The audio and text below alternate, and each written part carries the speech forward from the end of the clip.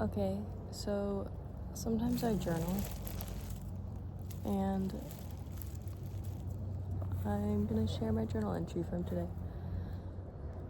So, yeah, it's about a lot of things, but mainly being young and choices. Yeah. Last night, after my shower, I laid on my bed for like an hour, just scrolling on my phone. I hadn't done my skincare, or put lotion on, or brushed my teeth. I hadn't completed my full shower plus nighttime routine. It wasn't yet time to relax. I didn't really have permission, but I laid there, and it was so nice. I felt a weight lift off me. I just was. I was just existing with no looming goal of going to bed or reading or anything else. I think that's what true relaxation is meant to feel like, but the older I get, the harder that is to find.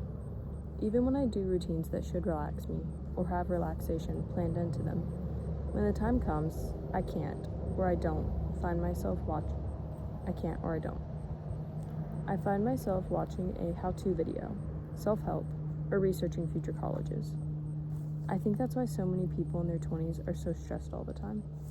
We spend all of our spare time thinking about, researching, planning for, and stressing about the future.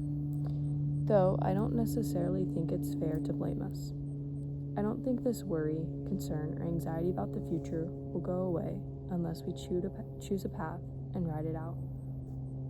Despite all of my desperate attempts to avoid uncertainty, create stable habits and routines, and give myself adequate rest plus relaxation time, I find myself still, very often, encapsulated by the years of uncertainty that have preceded and proceed the very moment I am in.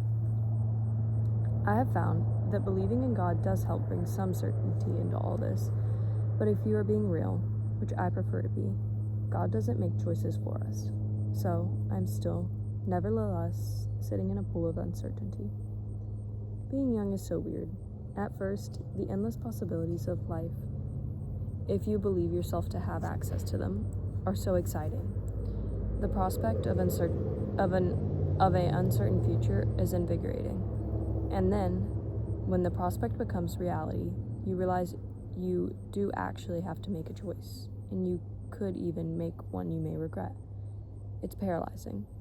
So if you're anything like me, you try to make the most general choices, take the most reasonable stances, and keep as many doors open as you can for as long as possible, hoping that one day soon, with enough discernment, thinking, analyzation, or reflection, you will gain some sort of clarity over what the right choice is. Or, now that you've aged and matured a little, and don't fully believe in right and wrong life choices, you do all of the thinking in the pool of uncertainty that you do your best to stay 12 foot deep in hopes to gain some sort of clarity over what the best choice is. But for some reason, the clarity never comes. And the pool you so desperately try to stay in, it's now an ocean, and you cannot see the shore. Because, as it turns out, I don't think you can learn life lessons or predetermine best choices before actually living life and experiencing choices. This idea of being mindful and calculating every choice before making it is to some degree just a trap. If all we ever do is think about making choices, but never actually make one, and allow ourselves to be fully immersed into the choice, then we will never really experience anything, and there will have been no point in all that thinking at all. That's the trap, you know. The thinking that once brought you clarity over your experiences and the way you feel has now trapped you. It's truly so human. It makes sense that this thing that brought us clarity over our past, we would then assume could bring us clarity over our future. But alas, you cannot gain clarity on things you have yet to experience. So for me, and for you, I beg of us to make a choice, fully.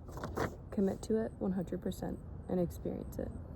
Commit to the uncertainty of your choice, knowing that clarity cannot be obtained until after you experience it.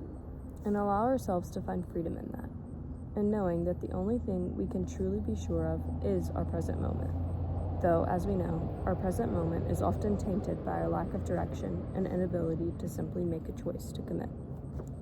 Let us no longer be bound by chains of uncertainty under the false notion that to keep every door open is the best way to not make any mistakes. Because the biggest mistake we can make is to make no choice at all, and to allow ourselves to continue being swallowed whole by an ocean of uncertainty. To make no choice at all is the surest way to never gain clarity on anything, experience nothing, move nowhere, and live a life mourning not the one choice you did make, but the endless ones you didn't. And you see, I think it much better to regret, with clarity, the one, than spend a life mourning the thousands we never did. To be young is to be free. Free to make any choice we want, or free to become paralyzed by the prospect of them all. So, maybe true freedom is not in the ability to make any choice, but instead in our ability to choose one. Cheers to freedom. Go make some choices. So anyways, that was my November 6th journal entry. I'm so surprised no one walked by. I'm literally laying in the grass on the side of the sidewalk, but anyways, cheers to making choices.